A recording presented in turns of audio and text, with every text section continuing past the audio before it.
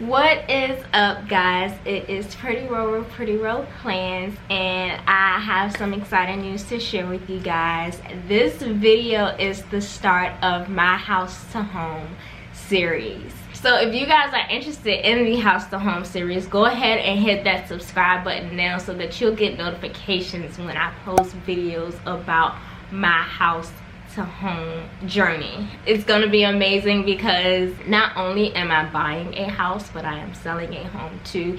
So you guys will get the whole 9 yards on the entire process. So if you've been following me, then you know that I have a home in Richmond, Virginia that I've been renting out, but I live in Northern Virginia and I'm renting out a home here.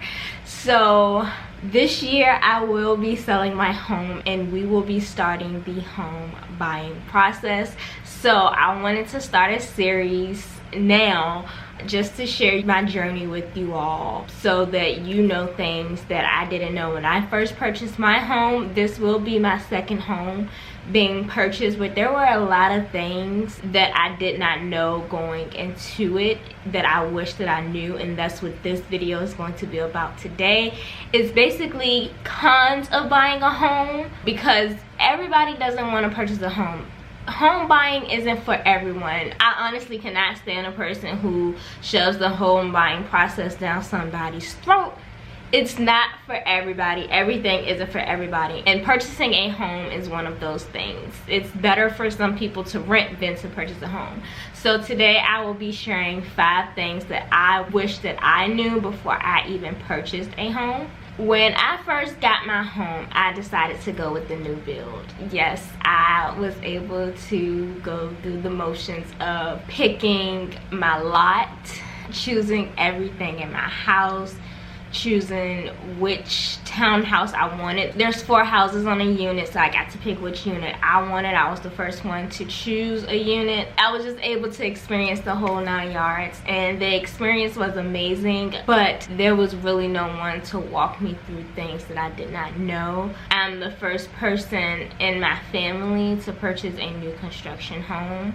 I was the first person out of my brothers and sisters to purchase a home, so it was all new to me. Beforehand, I did do a lot of research, which actually helped me a lot. The agents walked me through a lot of things.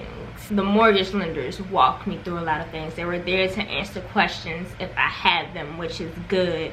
But at the end of the day, they don't tell you everything. So some of the things that I wish that I knew before I purchased my home is that some new construction homes, you get a supplemental tax bill. On top of your real estate taxes that's within your escrow, you receive a supplemental tax bill after you move in.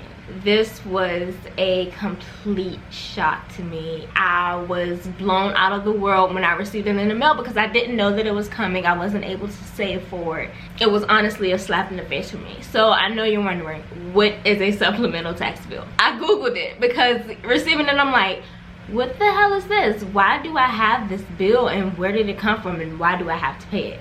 So I'm gonna give you the definition that I found on Google. So a supplemental tax bill is a separate bill that reflects the increase or decrease in the assessed value of real property over and above the secured taxes already billed for a particular fiscal year. So this was extra taxes that I had to pay on my property on top of what was already in my closing costs, because your real estate payment for that year that you buy your house is either in your closing costs or it's in your mortgage already. So this was an additional that was not included in my mortgage because the property was assessed again after it was built. So the property amount went up after it was built, after the seller sold it to me, so I had to pay the tax difference. So that's what the supplemental tax was. So that is the first thing that I wish somebody would have told me that I had to pay for, because that bill was almost $1,000 that I did not have. Luckily, I did have a surplus in my escrow account, so I was able to put that money towards my bill. The next thing that I wish that I knew was that once you purchase a house, it's harder to move. So that's when purchasing a home isn't for everybody comes in. Because if I'd known that I would have been moving to Northern Virginia, I wouldn't have purchased a house. I would have either stayed with my grandma, or I would have rented out an apartment until I decided to move. I was only in my house for 2 years before I moved. So it was difficult for me because I didn't want to sell the house yet. I just needed to make sure that everything worked out before I sold the house. So I didn't want to sell the house, and then on top of that, not selling the house, I had to find somebody to rent it out to. It was extremely stressful for me because this wasn't a property that I wanted to rent out. So I'm paying top dollar for my mortgage. So of course somebody is going to come in and compensate that, but they're paying top dollar to rent it out, and I'm pretty much not netting anything. If I would have gotten a property manager, I would have been in the negatives. So I did everything on my own so that I could profit something. That process was extremely stressful. Listing it online, having tours of the home, screening the potential tenants, background checks, credit checks, checking references. That was all on me, and on top of having a full-time job, on top of studying for the CPA, it was a lot. So I wish someone would have sat down with me and, you know, asked me, is Richmond the place you want to be for the rest of your life? At the time, I probably would have said yes, because that's where I'm from, that's where my family is, but there were better opportunities for me elsewhere, so that's why I moved. But once you buy a house, it is harder to make those decisions to move, because trust me, I went back and forth with it to figure out exactly what I wanted to do. The third thing I wish someone would have told me is that furnishing your house takes time and a lot of coins. It's out of this world. So when I first purchased my home, the only pieces of furniture that I brought were a bed and a mattress, and then my grandmother gifted me a dining room set. Those were the two big purchases I made when buying my home. So I had a bed, I didn't have any dressers. I kind of just brought everything that I had in my previous apartment to my new home. My sister, she gave me a living room set, so I ended up using that. And I was like, I'll just keep this until I save up enough money to buy myself a new living room set. At that point, I got pretty comfortable. I did not buy a new living room set. I did not buy dressers. The first room that was furnished was my beauty room and my office, and I will give you guys a picture of that. That is the only room in my house that got fully furnished the 2 years that I lived there. Furniture is expensive, so I would suggest to go around and look at things that you want and budget for them. So get you a budget in mind of what it's going to take to furnish your house, and along with saving for your down payment, save money to start furnishing.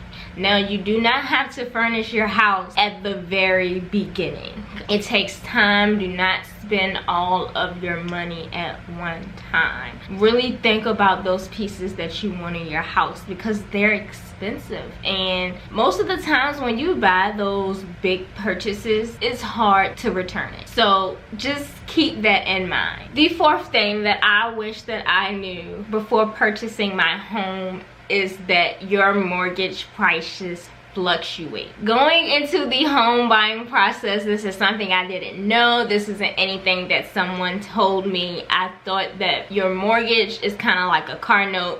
It stays the same for 30 years. Sorry guys, that is not the case. You have your principal amount, you have your interest amount, and then you have what you put in escrow each year. Your escrow includes your home insurance, your personal property taxes, and if you did not put down a 20% down payment, your private mortgage insurance. These numbers fluctuate every year, kind of like your car insurance. You don't pay the same amount for car insurance every year. Sometimes it goes down, sometimes it goes up. Well, that's the same thing with real estate taxes and home insurance. Those numbers fluctuate. So with those fluctuating every year, your mortgage number is going to fluctuate, because all of those are incorporated in your mortgage. I hope that that actually help somebody out, because that is something that I really wish that I knew going into the home buying process. The very last thing that I wish I knew, which is kind of piggying back off of number 4, is you have escrow shortages or escrow surpluses. Your mortgage lender estimates each year what you will be paying to your real estate taxes and to your home insurance, and they tell you what you should have in that escrow account each year. Some years there could be a surplus, and some years there could be a shortage. Well, guess what? I've had a shortage every year except for my first year. So every year I had to come up with about $200 or $300 to put towards my escrow account so that my mortgage didn't go up $50, $60 because of the shortage. So what they do is they give you an option when you do have a shortage. Your options are either to pay the shortage by a certain time. So this year my shortage has to be paid before March 1st to keep my mortgage payments where they are. So either you pay the shortage before the specific time that they give you. If you do not pay the shortage, then they break it up over the next 12 months, which makes your mortgage go up. So this year my mortgage payments were $1,341.96. Principal and interest was $1,007.56, and my escrow payment was $334.40. So after they did their escrow analysis and everything, they came back and said that I had a shortage of $259.29, and this has to be paid in full by March 1st. If it is not paid in full by March 1st, my mortgage will go up to $1,377.07.